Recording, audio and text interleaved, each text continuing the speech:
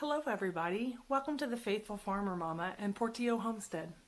Before we get started today, I just want to go ahead and ask you to please subscribe right here and also click the bell so that you don't miss any of our future videos. You can also find me on Facebook and Instagram under the Faithful Farmer Mama.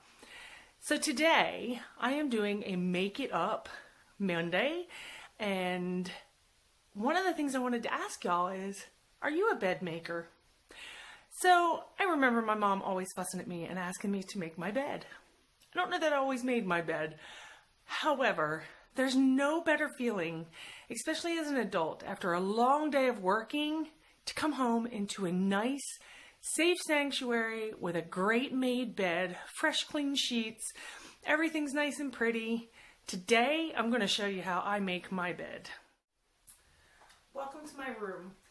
My morning routine always includes a few cups of coffee, probably more than I want to admit, but also making sure my bed is made because I really enjoy coming home to a nice made bed every night. So I'm going to make my bed real quick for you and just kind of show you how I do it.